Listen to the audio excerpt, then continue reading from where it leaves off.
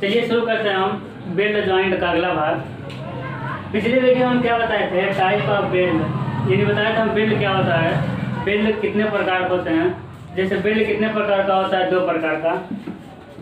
Type of belt क्या बताए थे हम, 2 प्रकार का। पहला मेरा फिलेट बेल्ट, दूसरा मेरा क्या था, बट बेल्ट। ये फिलेट बेल्ट और दूसरा था आपका बट बेल्ट। उसके बाद क्या बताए थे हम, पेरेंट मटेरियल। क्या बताए थे, पेरेंट मटेरियल, यानी जिस मटेरियल को जोड़ना होता है, यानी जिसको जोड़ना है उसे क्या कहते हैं हम, पेरेंट मटेरियल। दूसरा मेरा होता है बेल्ट मटेरियल, यानी जिससे जोड़ना है, यानी जिस मेंबर को जोड़ना होता है उसे हम कहते हैं पेरेंट मटेरियल, तथा जिस मटेरियल के सहायता से जोड़ते हैं उसे कहते हैं हम बेल्ट मटेरियल। ये देखिए, जैसे बिल्डिंग में क्या होता है, 2 मेंबर लेते हैं। चलिए हम आगे समझा देंगे इसको। अब हम शुरू करते हैं अपना फिलेट बेल्ट। क्या शुरू करेंगे, फिलेट बेल्ट। याद रखिएगा, बेल्ट में 2 मटेरियल होते हैं, एक पेरेंट मटेरियल, जिस मेंबर को जोड़ना है उसे कहते हैं हम पेरेंट मटेरियल, और जिसके हेल्प से जोड़ते हैं उसे कहते हैं बेल्ट मटेरियल। अब हम शुरू करेंगे एनालिसिस ऑफ फिलेट बेल्ट। क्या शुरू करेंगे, फिलेट बेल्ट का विश्लेषण। फिलेट बेल्ट का विश्लेषण IS स्पेसिफिकेशन से। क्या देखेंगे हम, फिलेट बेल्ट का स्पेसिफिकेशन देखेंगे IS रिकमेंडेशन से। समझिएगा, इसके पहले क्या करेंगे, हम बेल्ट करेंगे। समझिए, ये हो गया आपका पहला बेल्ट, इधर देखते हैं हम। समझिए, एक हो गया आपका पहला मटेरियल बेल्ट का, फिर ये हो गया आपका दूसरा मटेरियल। यानी बट बेल्ट हम फिलेट बेल्ट किसे कहते हैं, समझिएगा, फिलेट बेल्ट किसे कहते हैं, जब 2 मेंबर को एक दूसरे को ऊपर रखकर जोड़ते हैं तो उसे क्या कहते हैं हम, फिलेट बेल्ट। यानी जब 2 मेंबर को एक दूसरे को ऊपर रखकर बेल्ट करते हैं तो उसे कहते हैं हम फिलेट बेल्ट। जैसे समझाने के लिए हम क्या ले रहे हैं आपको, समझाने के लिए लेते हैं आपको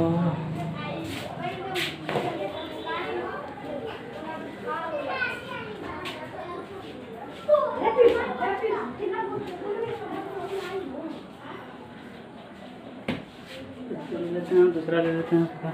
चलिए ठीक, ये देखिए इसको लेते हैं। समझिएगा, एक मेंबर नीचे वाला हो गया और दूसरा मेंबर क्या हो गया आपका, एक हो गया। समझिए, ये दोनों क्या हो गया, मेंबर हो गए। एक मेंबर ये हो गया और दूसरा ये मेंबर हो गया। अब बताइए, इन दोनों मेंबर को जोड़ना है तो हम बेल्ट कहाँ करेंगे, अब इसलिए कहाँ करेंगे। समझिए, इन दोनों मेंबर को जब जोड़ना होगा, इन दोनों मेंबर को जोड़ना होगा, कहाँ बेल्ट करेंगे, यहीं बेल्ट करेंगे। ये बेल्ट मटेरियल लेंगे और यहीं पर हम हटाते हुए इन दोनों को बेल्ट करेंगे। जैसे एक मेंबर ये हो गया और एक मेंबर हो गया, इसके इंटरनल पार्ट क्या करेंगे, यहाँ क्या करेंगे, हम बेल्डिंग करेंगे, यहाँ पे करेंगे बेल्डिंग। तो बेल्डिंग कैसे दिखेगा, समझिए, ये क्या हो गया आपका, देखिए यहाँ से एक हम क्या करेंगे, बेल्ट मटेरियल डालेंगे, एक क्या हो जाएगा आपका, बेल्ट हो गया, बेल्डिंग मटेरियल, बेल्ट मटेरियल हो जाएगा। यानी एक क्या था आपका, पेरेंट मटेरियल था, यानी इसी को बेल्ट करना था, जबकि बेल्ट मटेरियल इसमें घुस गया, यानी ये क्या हो गया आपका, बेल्ट मटेरियल। यानी इन दोनों के बीच में क्या हो गया आपका, बेल्ट मटेरियल घुस गया है और इन दोनों को क्या कर दिया है, बांध दिया है, आपका बेल्डिंग हो गया। अब समझिए, इसमें कुछ टर्म आते हैं, फ्यूजन जोन। सबसे पहले हम क्या पढ़ेंगे, फ्यूजन जोन, यानी गलन क्षेत्र। क्या है मेरा पहला डिफिनीशन, गलन क्षेत्र। तो गलन क्षेत्र क्या होता है कि वह एरिया, यानी वह पार्ट जहाँ तक मेरा बेल्ट मटेरियल घुसा है। ये देखिए, ये क्या है आपका, बेल्ट मटेरियल, यानी जितने क्षेत्र में आपका बेल्ट मटेरियल घुसा है उसे क्या कहते हैं, फ्यूजन जोन। ये पेरेंट मटेरियल का वह एरिया जहाँ बेल्ट मटेरियल घुसा है उसे क्या कहते हैं हम, गलन क्षेत्र कहते हैं, फ्यूजन जोन। उसका मेरा दूसरा होता है लेग लेंथ। क्या होता है मेरा, लेग लेंथ, निटान लंबाई। दूसरा मेरा क्या होता है, टांग लंबाई। और समझिएगा फ्यूजन जोन में बने त्रिभुज की दोनों भुजाओं को क्या कहते हैं, टांग। अब देखिए इसको हम देखेंगे तो कैसा बनेगा, देखिए एक त्रिभुज बन जाएगा, इन दोनों को मिला देंगे और इसको मिलाएंगे तो त्रिभुज बनेगा। इसको हम यहाँ जूम कर रहे हैं, समझिएगा एक क्या हो गया आपका, इसको यहाँ जूम कर रहे हैं, एक क्या हो जाएगा आपका फ्यूजन जोन। एक क्या हो गया आपका फ्यूजन जोन। फ्यूजन जोन में क्या बना रहे हैं हम, त्रिभुज। देखिए एक क्या हो गया आपका त्रिभुज, ये वाला त्रिभुज है, देखिए इसके अंदर वाला त्रिभुज को हम कहाँ बना दिए, यहाँ। तो ये पूरा क्या हो गया आपका गलन क्षेत्र, यानी ये पूरा पार्ट क्या हो गया गलन क्षेत्र। जबकि लेग लेंथ यानी टांग लंबाई क्या होता है, फ्यूजन जोन में बने त्रिभुज की दोनों भुजाओं की लंबाई को क्या कहते हैं, लेग लेंथ। देखिए त्रिभुज की एक भुजा ये हो गया, दूसरा भुजा ये, एक क्या हो गया आपका कर्ण हो गया। तो ये क्या होगा आपका टांग लंबाई, क्या हो गया आपका टांग लंबाई। तो फ्यूजन जोन को आज मेरा दूसरा टॉपिक है टांग लंबाई, यानी फ्यूजन जोन में बने त्रिभुज की दोनों भुजाओं की लंबाई को क्या कहते हैं, टांग लंबाई। उसके बाद मेरा आता है साइज ऑफ वेल्ड। मेरा क्या आता है अगला, साइज ऑफ वेल्ड, यानी वेल्ड का माप, वेल्ड का माप, यानी कितने साइज का हम वेल्ड करेंगे, कितने साइज का वेल्ड करेंगे। अब समझिएगा फ्यूजन जोन में त्रिभुज की दोनों भुजाओं की लंबाई को क्या कहते हैं, टांग लंबाई, यानी लेग लेंथ। इन दोनों टांग लंबाई में से जिसकी लंबाई कम रहेगी उसे क्या कहेंगे हम, साइज ऑफ वेल्ड। इसे किससे डिनोट करते हैं हम, स्मॉल एस, यानी साइज। देखिएगा अब समझिए एक क्या हो गया आपका फिलेट वेल्ड कर रहे हैं, समझिए एक प्लेट है दूसरी प्लेट है, इन ये हो गया, समझिए ये हो गया S1, ये हो गया आपका S2। देखिए ये तो टांग लंबाई है S1 और S2। अब यदि S1 और S2 क्या है आपका बराबर है, S1 S2 बराबर है, तो साइज ऑफ वेल्ड क्या होगा, या तो S1 को ले लीजिए या फिर S2 को ले लीजिए, या तो आप S1 को, क्योंकि दोनों की टांग लंबाई क्या है बराबर, यानी दोनों भुजा का मान, टांग लंबाई मतलब दोनों भुजा देखिए इसको मिला देंगे, दोनों भुजा का मान बराबर है, तो या तो S1 ले लीजिए S2 ले लीजिए साइज ऑफ माप में, इसमें कोई दिक्कत नहीं है। इसे हम कहते हैं इक्वल लेग लेंथ। एक कौन सा वेल्ड है, इक्वल लेग लेंथ, लेकिन यही आपका अनइक्वल लेग लेंथ हो जाए, अनइक्वल लेग लेंथ हो जाए तब क्या होगा, ये देखिए एक क्या हो गया आपका प्लेट की मोटाई, दूसरा प्लेट की मोटाई मान लेते हैं हम पतला है। अब क्या होगा देखिए एक इस तरह बन जाएगा, यहाँ क्या बन जाएगा इस तरह बन जाएगा। तो यहाँ देखिए यहाँ क्या है टांग लंबाई, एक त्रिभुज यहाँ बनेगा, यानी एक भुजा यहाँ बनेगा और दूसरा भुजा यहाँ S2 और S1। तो यहाँ S1 हो गया S2 हो गया, यानी यहाँ S1 क्या है बड़ा है किससे, S2 से, S1 बड़ा हो गया S2। तो अनइक्वल लेग लेंथ में साइज ऑफ वेल्ड क्या होगा S2, इसको साइज ऑफ वेल्ड मानेंगे S2, क्योंकि वो आपका छोटा है और जो आपका छोटा है और पतला है वही तो जल्दी फेल होगा, इसलिए साइज ऑफ वेल्ड क्या मानेंगे छोटा। तो समझिए इसको क्लियर करना जरूरी है। लेग लेंथ किसे कहते हैं, दोनों भुजा की लंबाई को क्या कहते हैं लेग लेंथ, लेकिन साइज ऑफ वेल्ड किसे कहते हैं, इन दोनों भुजा के यानी दोनों लेग लेंथ में जो कम होगा उसे कहेंगे साइज ऑफ वेल्ड, यानी स्मॉल एस। यदि दोनों का मान बराबर है तो किसी को ले लेंगे, यदि बराबर नहीं है तो जो छोटा होगा उसको। लेकिन IS स्पेसिफिकेशन कहता है कि साइज ऑफ वेल्ड तो हो गया, लेकिन साइज ऑफ वेल्ड का मान इतने से कम नहीं होना चाहिए और इतने से अधिक नहीं होना चाहिए। आपके पास साइज ऑफ वेल्ड पता है, लेकिन IS स्पेसिफिकेशन का क्या कहता है और रिकमेंड करता है कि minimum size of weld, minimum size of weld, यानी वेल्ड का न्यूनतम मान, वेल्ड का न्यूनतम मान कितना होना चाहिए, इससे कम वेल्ड नहीं करना हमको, इतने कम साइज का वेल्ड नहीं करना। जैसे थिकनेस ऑफ प्लेट, प्लेट की मोटाई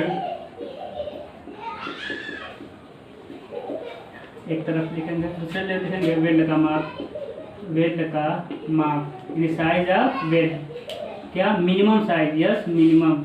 समझिए साइज ऑफ वेल्ड को यस से नोट करते हैं, यस क्या हो गया आपका मिनिमम, यानी 10 mm तक प्लेट की मोटाई है, समझिए। इन दोनों प्लेट में से जो पतली प्लेट की मोटाई या दोनों प्लेट की मोटाई है तो कोई दिक्कत नहीं है। अगर प्लेट की मोटाई यहाँ अलग अलग है तो पतली प्लेट की मोटाई 10 mm है तो बेल्ट का माप कितना mm होगा, 3 mm का। यदि बेल्ट की मोटाई 10 से 20 mm है, बेल्ट की मोटाई नहीं, यदि प्लेट की मोटाई 10 से 20 mm है तो बेल्ट का माप कितना होगा आपका, 5 mm। यदि प्लेट की मोटाई 20 से 32 mm है तो कितने साइज का बेल्ट होगा, 6 mm का। यदि 32 से 50 mm प्लेट की मोटाई है तो 8 mm फर्स्ट रन में एंड 2 mm सेकेंड रन में।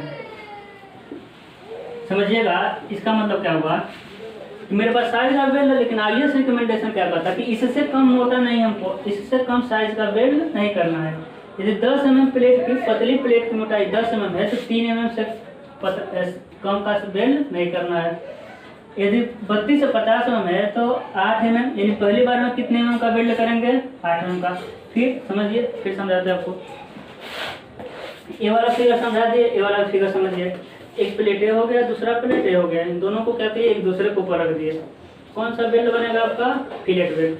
अब बेल्ट कहाँ होगा, यही तो बेल्ट होगा। देखिए यहाँ बेल्ट होगा, यानी यहाँ बेल्ट किए हैं, इसमें कहाँ हो जाएगा आपका,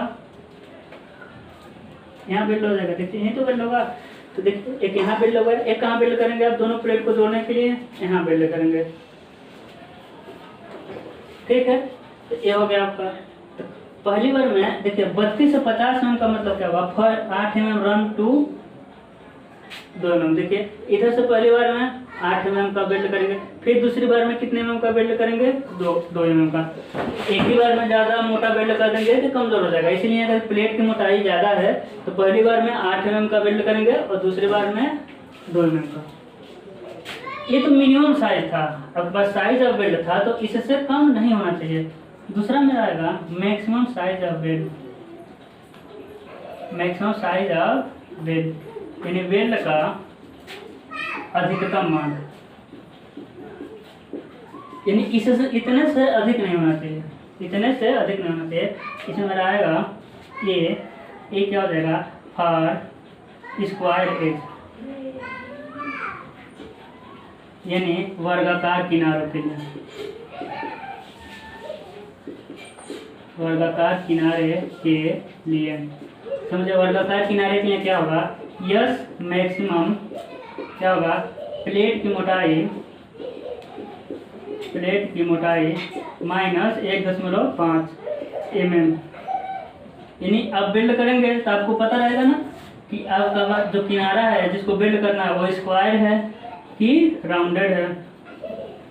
क्या है मेरा, स्क्वायर। दूसरा हो जाएगा राउंडेड एज के लिए, यानी गोलाकार किनारे के लिए,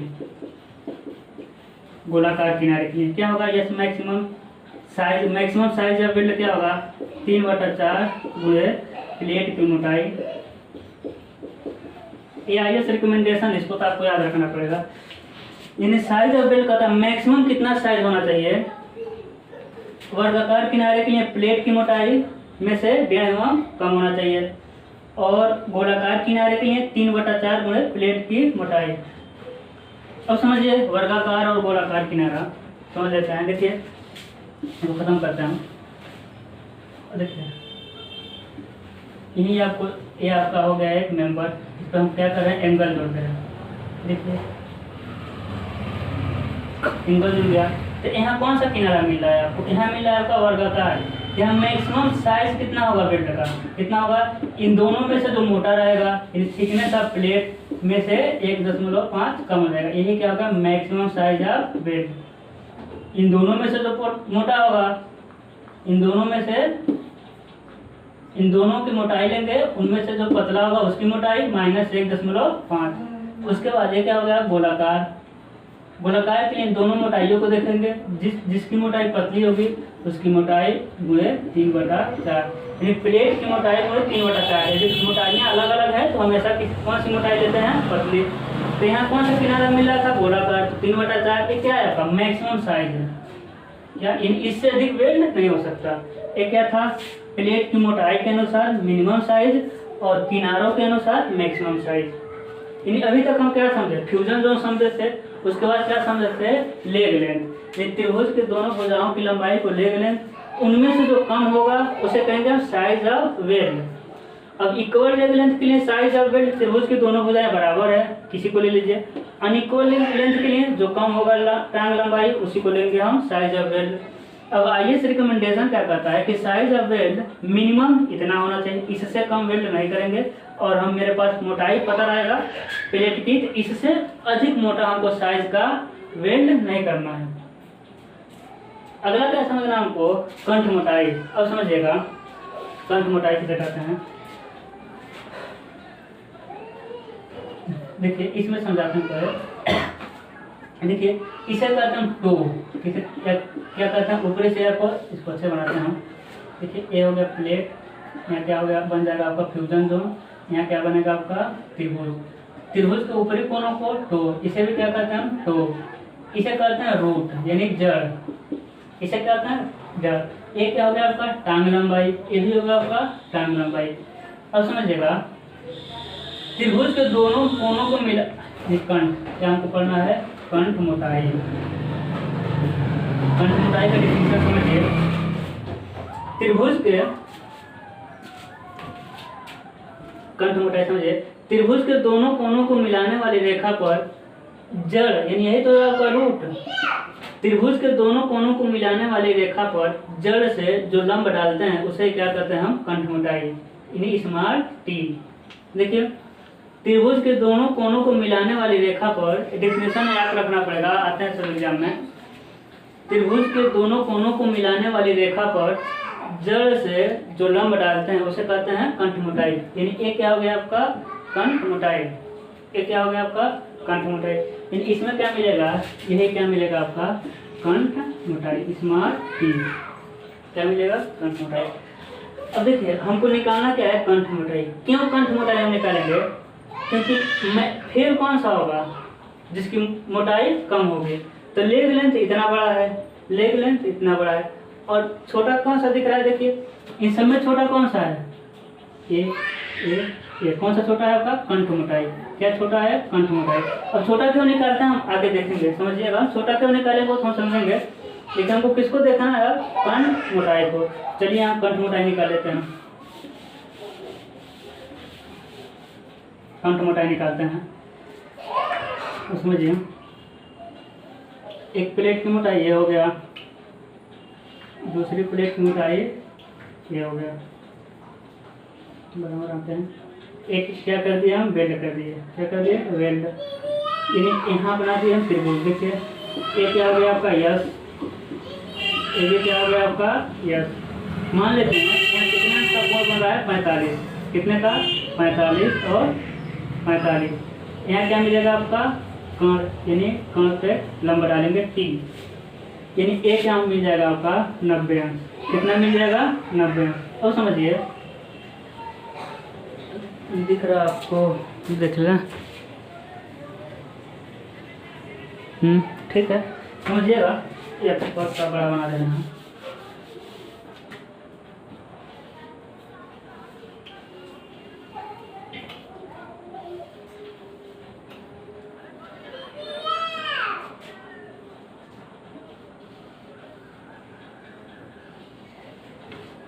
इसे मिटा दिया।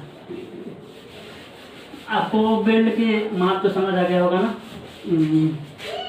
क्या निकालना हमको, कंठ मोटाई, कंठ मोटाई, समझिए। एक प्लेट हो गया, दूसरा प्लेट ए हो गया। यहाँ क्या बनाती है हम, त्रिभुज। देखिए यानी ए क्या हो गया आपका साइज ऑफ बेल्ट यस, ए क्या हो गया आपका साइज ऑफ बेल्ट यस। मान लेते हैं यहाँ कितने अंश का कोण बन रहा है, 45 अंश का, यहाँ 45 अंश का। यहाँ ये दोनों कोनों को मिलाने वाली रेखा पर जड़ से जो लंब डालते हैं वही क्या होता है आपका कंठ मोटाई, यानी टी। हमको टी निकालना है, तो देखिए 45 यानी यहाँ कितना है, 90 अंश। कितना है, 90। तो साइन रूल लगा रहे हैं, ठीक है, साइन रूल से क्या हो जाएगा, 45 वाला ले रहे हैं, साइन 45, इसके सामने वाला भुजा टी इक्वल टू 90 वाला ले रहे हैं, कि साइन 90, साइन 90, इसके सामने वाला भुजा कितना है, यस। तो टी देख ले साइन 45 का था क्या होता है 1/√2 इंटू टी साइन 90 एक यस यानी टी इक्वल टू क्या हो जाएगा 1/2 इंटू यस हो जाएगा यानी टी इक्वल टू आ जाएगा सॉल्व करेंगे 0.70 यस यानी यस क्या है आपका साइज ऑफ बेल्ट। और समझिएगा अब इधर हम बेल्ट कर दे रहे हैं इस तरह का कुछ इस तरह का बेल्ट कर दिया।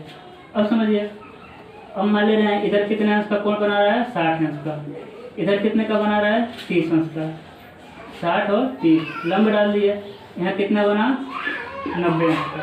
अब समझिएगा यहाँ साइन रूल लगाएंगे क्या होगा आपका साइन रूल से साइन 60 अंश अपान देखिए एक क्या हो गया आपका यस हो गया है ना ये हो गया कंठ मोटाई टी साइन 60 क्या हो जाएगा आपका स्मॉल टी कंठ मोटाई इक्वल टू देखिए 90 अंश यानी साइन 90 इसका सामने वाला बोला कितना हो जाएगा यस साइन 60 क्या होगा √3/2 इंटू टी 1/यस टी देखेंगे कि क्या हो जाएगा आपका सॉल्व करने पर आ जाएगा देख लेना √3/2 इंटू यस।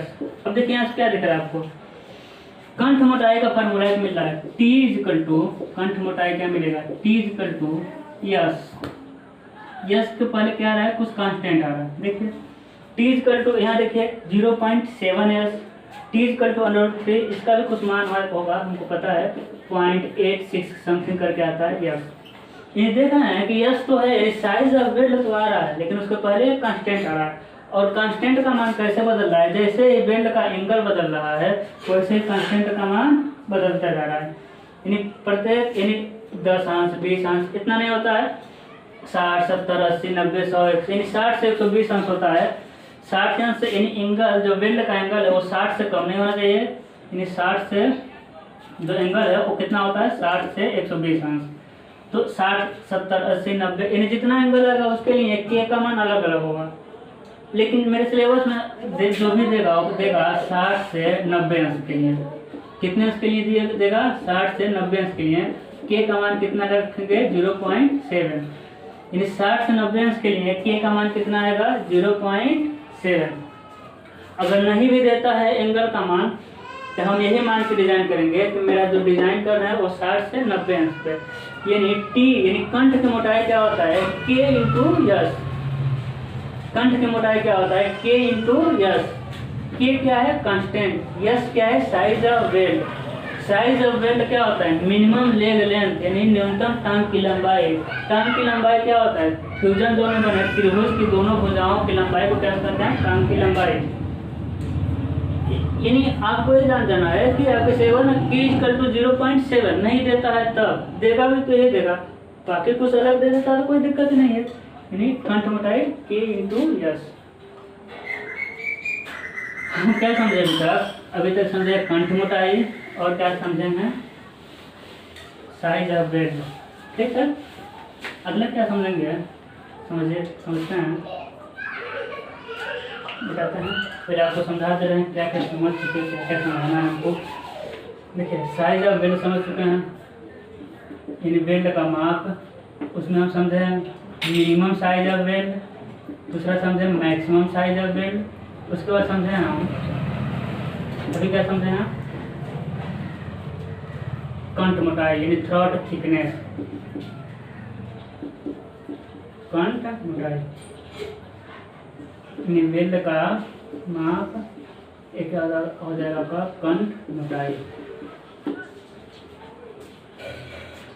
बोर्ड अभी नया बना है पहला दिन है इस पर तो एक दो दिन बाद हटा देंगे इसको थोड़ा टूट गया था लाते समय तो इसका ज्वाइंट देखिए ना इसमें लगा दिया गया है एक दो दिन बाद हट जाएगा। और समझिए हम क्या समझना है इफेक्टिव लेंथ ऑफ बेल्ट क्या समझना है इफेक्टिव लेंथ ऑफ बेल्ट यानी बेल्ट का प्रभावी लंबाई बेल्ट की प्रभावी लंबाई। अब समझते हैं देखिए एक प्लेट हो गया इसके ऊपर दूसरा प्लेट रख दे रहे हैं ये कौन सा प्लेट हो गया एक प्लेट हो गया आपको समझा चुके हैं ये 2 हो गया, एक दूसरे के ऊपर रख देंगे इस तरह, एक ऐसे रख इस तरह रखना है, ठीक है, तो दिखाई देगा नहीं। अब इसको कहाँ से देख रहे हैं हम? ऊपर से। कहाँ से देख रहे हैं? ऊपर से। या फिर ऐसा भी कर सकते हैं, ऐसा ना समझ आए तो जैसे हम पीछे समझा रहे थे, एक ये हो गया प्लेट, इसी के बराबर एक हम दूसरा प्लेट रख दे रहे हैं, ठीक है, तो इसको हम डाटा कर दे रहे हैं। अब समझिए, नीचे वाला हो गया, नीचे वाला प्लेट, उसी के ऊपर क्या रख दिए? एक ऊपर वाला प्लेट। देखिए इसी तरह बना है, और ये नीचे वाले प्लेट को कैसे दिखा दिए हम? डॉटेड। इसकी कोना दिखेगा नहीं, इन दोनों का दिख रहा है तो दिखा दिए। अब देखिए इन दोनों को जोड़ना है तो वेल्ड कहाँ करेंगे? इन दोनों को जोड़ने के लिए वेल्ड कहाँ करेंगे? यहीं वेल्ड करेंगे और यहाँ वेल्ड करेंगे। जोड़ने के लिए कहाँ वेल्ड करेंगे? एक यहाँ वेल्ड करेंगे, वेल्ड का सिंबल है, और कहाँ वेल्ड करेंगे? यहाँ। तो दिखेगा नहीं प्लान से, प्लान से तो यही दिखेगा, समझते हैं? यानी ये कितना लंबा वेल्ड हुआ है? यार कितना लंबा वेल्ड हुआ? यार। लेकिन जब हम वेल्ड करते हैं तो पूरा मेरा यार लंबाई का वेल्ड नहीं हो पाता है, किनारों पे क्या होता है? कुछ छोड़ जाता है, किनारों पे कुछ क्या होता है? वेल्ड उतना इफेक्टिव नहीं होता है। जब लोड लेता है तो इतना ही वेल्ड की लंबाई लोड मेरा लेता है। इसे क्या कहते हैं? प्रभावी लंबाई। यानी वेल्डिंग की वह लंबाई जितना लोड लेने में इफेक्टिव होता है उसे कहते हैं हम वेल्ड की प्रभावी लंबाई। अब कितना छूटता है? तो आईएस का कोड क्या कहता है? किनारे पर स्मॉल एस छोड़ जाता है, दोनों किनारों पर स्मॉल एस छोड़ जाता है। स्मॉल एस का यस मतलब साइज, क्या है आपका? Size of weld. तो इफेक्टिव लेंथ ऑफ वेल्ड क्या होगा? Capital L minus 2s। Capital L यानी टोटल लेंथ लिख सकते हैं। इफेक्टिव लेंथ इसका टोटल लेंथ या equal length, total length minus 2 into size of weld. क्या लगा आपका? Size of weld, size of weld. इतना कुछ पढ़ने के बाद हम पढ़ेंगे क्या? तो तीसरा स्टेप था, इन्हें क्या पढ़ चुके हैं? क्या? Effective length. अब हमको पढ़ना क्या है? Strength of fillet weld. क्या पढ़ेंगे? स्ट्रेंथ ऑफ फिलेट वेल्ड, यानी वेल्ड का सामर्थ्य। आपको पता है क्या पढ़ेंगे? वेल्ड का सामर्थ्य। अब समझिए इसको थोड़ा आराम से, अब समझिएगा strength of fillet weld. Fillet weld का सामर्थ्य बराबर, यानी बल बराबर कितना बदलेगा? क्षेत्रफल गुणे प्रतिबल। क्या होगा? क्षेत्रफल गुणे प्रतिबल। प्रतिबल पहले आपको समझा लेते हैं, उसके बाद क्षेत्रफल समझाते हैं। समझिएगा ये क्या है? कौन सा हम वेल्ड कर रहे हैं? Fillet weld. या तो इसके ऊपर रख दीजिए या फिर ऐसा कर दीजिए, क्या हो गया आपका? Fillet weld. अब यहाँ हम फोर्स लगाएंगे, समझिए यहाँ हम फोर्स लगाएंगे तो कौन सा प्रतिबल मिलेगा?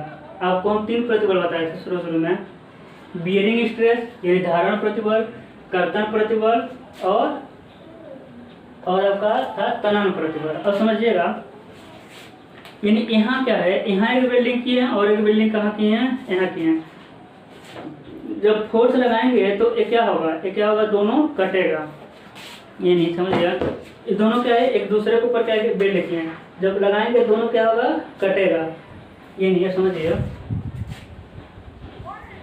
एक आपका एक प्लेट हो गया, दूसरा एक जिसका हम प्लान में बना दे रहे हैं, एक ये हो जाएगा और दूसरा हो जाएगा आपका ऐसा हो जाएगा। ये वेल्डिंग यही हुआ है, यहाँ भी हुआ होगा। इधर जब फोर्स लगाएंगे तो क्या हो जाएगा? टूटेगा। क्या हो जाएगा? देखिए एफ लगा दिए, एफ लगा दिए, ठीक है, तो यही तो टूटेगा, यही वाले सरफेस है ना, यही सरफेस टूटेगा। और जब सरफेस के समानांतर कोई फोर्स लगता है तो वो कौन सा प्रतिबल देता है? आपका कर्तन प्रतिबल। टूटेगा ना, आपका कटेगा। क्या हो जाएगा? दोनों एक दूसरे से कटेंगे। देखिए एक दूसरे के ऊपर, देखिए एक दूसरे के ऊपर लगे हैं, क्या होंगे? ऐसे कटेंगे, ठीक है। लगाएंगे आप, एक उधर खींचेंगे, इधर ही नहीं, क्या हो रहा है? आपको कट रहा है। अब सब समझ लीजिए, या फिर ऐसे समझ लेते हैं। एक क्या हो गया? एक प्लेट हो गया, दूसरा प्लेट यहाँ जोड़ दिए, यहाँ क्या किया हम वेल्डिंग से जोड़ रहे हैं। अब लगाएंगे तो क्या होगा, अब लगाएंगे तो कटेगा नहीं, बीच से क्या हो जाएगा, टूट जाएगा। कहने का मतलब हम सिर्फ इसको करेंगे, इसको खींचेंगे तो क्या होगा, खींचेंगे तो क्या हो जाएगा, कटेगा नहीं, क्या हो जाएगा, बीच से टूट जाएगा। यानी किसके कारण टूटा है, ये टेंशन के कारण टूटा है। ये किसके कारण टूटा है, ये टेंशन के कारण। लेकिन यही अगर तो दो मार्कर हो जाए, समझिए इन दोनों मार्कर को एक दूसरे के ऊपर रख देंगे तो अब क्या हो जाएगा, अब क्या हो जाएगा, ये दोनों सरफेस क्या हो रहा है, एक दूसरे से दूर जा रहे हैं, यानी अब क्या हो रहा है, कट रहा है। ये जो सरफेस एक दूसरे से दूर जा रहे हैं वो बल्क क्या है, समानांतर है। ये जो सरफेस है ये बल्क क्या है, आपका समानांतर है। और जब भी बल्क सरफेस के समानांतर लगता है तो वहाँ कौन सा उत्पन्न प्रतिबल होता है, कर्तन प्रतिबल। तो फिलेट वेल्ड में कौन सा प्रतिबल उत्पन्न होगा, कर्तन, यानी कर्तन प्रतिबल, कर्तन प्रतिबल जिसे हम दिखाते हैं एफएस से। किससे दिखाएंगे, एफएस से। अब समझिए क्षेत्रफल क्या होगा, इन्हें आपको थोड़ा समझना है क्षेत्रफल के बारे में। प्रतिबल कंफर्म हो गया, ये दोनों सरफेस देखिए, दोनों सरफेस क्या होंगे, एक दूसरे से दूर जाएंगे, कट रहे हैं ना, जहाँ भी कटेंगे वहाँ क्या होगा, आपका कर्तन प्रतिबल। ठीक है, क्या होगा आपका कर्तन, ये दो विपरीत बल लग रहे हैं अलग अलग सरफेस, कर्तन प्रतिबल। यानी फिलेट वेल किसमें फेल होगा, कर्तन में, ये सरफेस कटेंगे। अब समझते हैं, अब क्षेत्रफल के बारे में समझते हैं, समझिएगा। यही आपका वेल्ड किए थे, यही आपका वेल्ड हुआ था। तो वेल्ड में क्षेत्रफल के लिए आपको दो डायमेंशन चाहिए, तो लंबाई तो मिल गया, प्रभावी लंबाई जो निकाले थे लंबाई तो मिल गया, एक डायमेंशन और चाहिए। अब समझिएगा ये जो पेन रख रहे हैं, एक क्या है, हम किए हैं वेल्ड किए हैं, मान ले रहे हैं क्या किए हैं, हम वेल्ड किए हैं। तो आपका दो डायमेंशन चाहिए, तो लंबाई तो हो गया। अब इस पेन का क्या है आपका, जो हम वेल्डिंग किए थे, इनमें सबसे मोटा, सबसे कम मोटा क्या था, लेग लेंथ था, साइज ऑफ वेल्ड था, कर्ण की लंबाई था, क्या था, कंठ की मोटाई। तो जो सबसे कम मोटा होगा वही तो पहले टूटेगा। लंबाई तो आपके लिए सेम हो गया, सबके लिए लंबाई सेम हो गया, इनमें से जो सबसे कम मोटा होगा वही क्या होगा, आपका टूटेगा। तो सबसे कम मोटा क्या था आपका, सबसे कम मोटा था कंठ की मोटाई, इसीलिए हमको क्या निकालना पड़ा था, कंठ की मोटाई। देखिए समझिए, एक क्या हो गया आपका, प्लेट की मोटाई, क्या हो गया, दूसरी प्लेट की मोटाई। अब समझिए इसका हम प्लान बना दे रहे हैं। एक क्या हो गया, पहला मेंबर, ये नीचे हो गया, ये दूसरा मेंबर। और समझिए यहाँ क्या कर दिए, वेल्ड कर दिए, क्या कर दिए हम, वेल्ड कर दिए। यानी यहाँ क्या कर दिए, देखिए प्लान में दिखेगा वेल्ड ऐसा, प्लान में वेल्ड देखिए आपका ऐसा। ठीक है, तो लंबाई तो सबके लिए, सबके लिए का सेंस मतलब है, यहाँ लेग लेंथ S1 हो गया, यहाँ S2 लेग लेंथ, यहाँ S1 लेग लेंथ, कुछ भी हो इसका तो मान रहेगा 4 mm 5 mm जो भी हो। यहाँ का कर्ण हो गया, यहाँ भी कर्ण हो गया। S1 S2 S1 या फिर S3 S4 सबके लिए लंबाइयाँ क्या है, सेम है। कर्ण के लिए भी लंबाई क्या है, सेम है। हम इसके बीच में क्या बना रहे हैं, कंठ मोटाई, क्या बना दे रहे हैं, कंठ मोटाई। कंठ मोटाई के लिए भी लंबाई क्या है, सेम है। लेकिन S1 S2 और कर्ण की लंबाई में सब, और कंठ मोटाई T में सबसे कम कौन मोटा है आपका, T। कैसे, देखिए कर्ण तो वैसे ही मोटा हो गया। S1 S2 में जो सबसे कम होता है, इन दोनों में से जो कम होता है उसे कहते हैं साइज ऑफ वेल्ड। जब कंठ मोटाई T में क्या आता है, K इंटू यस आता है। यस में किसी कांस्टेंट का गुणा करते हैं जो हमेशा 1 से कम होता है, तो T का मान कम आ जाता है। तो T क्या है, सबसे कम मोटा। क्यों, क्योंकि S1 S2 जो सबसे कम रहेगा उसमें भी आपका 1 से कम से कांस्टेंट से बोला, यानी 0.7 मान लीजिए, तो T का मान और कम आ जाता है। इसलिए आता है आपका T गुणे L, सामर्थ्य हम कहते हैं P L, मतलब CL। समझिएगा, सामर्थ्य बराबर यानी बल बराबर प्रतिबल गुणे क्षेत्रफल। प्रतिबल कर्तन में टूटेगा, कर्तन प्रतिबल। क्षेत्रफल एक, सबके लिए लंबाई क्या है, समान है। क्षेत्रफल के लिए दो पैरामीटर चाहिए, लंबाई सबके लिए क्या हो गया आपका, समान हो गया। देखिए एक अगला पैरामीटर इन सब में से क्या है, जिसकी मोटाई कम रहेगी, तो S1 S2 में से जो कम रहेगा उसे कहते हैं साइज ऑफ वेल्ड। और T इक्वल टू क्या होता है, K इंटू यस। और के का मान 0.7 होता है इंटू यस होता है। टी का मान यस में भी अब 0.7 से करेंगे और कम आ जाता है, इसलिए क्या लेते हैं टी का मान। कहने का मतलब कि इन फिगर में से जो पतला होगा वही तो फेल होगा जल्दी, उसका एरिया क्या होगा सबसे कम आएगा। P S equal to T L into F S. T को हम क्या लिख सकते हैं, P S equal to T equal to होता है के यस होता है into L into F S. ये हो गया आपका फिलेट वेल्ड का सामर्थ्य, समझिए। के क्या है आपका कांस्टेंट है, जनरली कितना लेते हैं 0.7। यस क्या है आपका size of weld, size of weld. यल क्या है आपका प्रभावी लंबाई, यल क्या है प्रभावी लंबाई। एफ एस क्या है कर्तन प्रतिबल। तो आपको समझ आया होगा पहले कि क्या क्या हम किए थे, कैसे कैसे हम पहुंचे हैं कहाँ तक, वेल्ड की सामर्थ्य तक। ठीक है, एक बार और रिवीजन कर देंगे जल्दी से, समझिएगा। सबसे पहले हम क्या पढ़े हैं साइज, सबसे पहले हम क्या पढ़े हैं देखिए,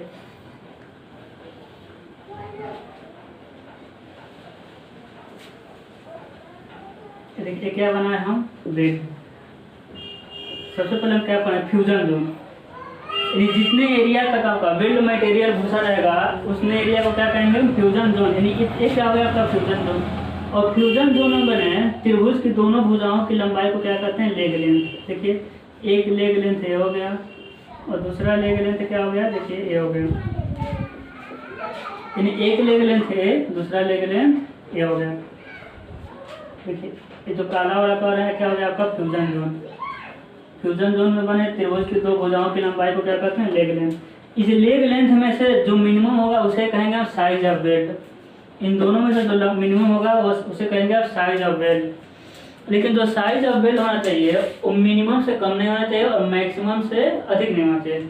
मिनिमम कैसे देखेंगे, प्लेट की मोटाई के अनुसार। यदि प्लेट की मोटाई 10 mm का है तो मिनिमम 3 mm से कम साइज ऑफ वेल्ड नहीं होना चाहिए।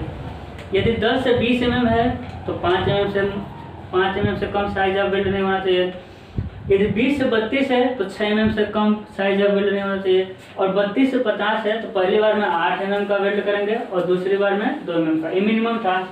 मैक्सिमम वर्गाकार किनारे के लिए था आपका प्लेट की मोटाई गुणे प्लेट की मोटाई -1.5, जबकि गोलाकार किनारे के लिए था प्लेट की मोटाई गुणे 3/4। उसके बाद क्या देखते थे हम साइज ऑफ, उसके बाद देखते थे कंठ मोटाई। कंठ मोटाई टी इक्वल टू क्या था के एस, टी इक्वल टू के एस। प्रभावी लंबाई क्या था, प्रभावी लंबाई वास्तविक लंबाई -2 गुणे वेल्ड का माप। देखिए आपका टॉपिक भी खत्म हुआ और यहाँ लाइट भी कट गई। चलिए फिर ठीक, अगला हम क्या पढ़ेंगे बट वेट। उसके पहले हम इसका न्यूमेरिकल सॉल्व करेंगे। न्यूमेरिकल सॉल्व होगा तभी आपका क्रिस्टल क्लियर होगा। ठीक।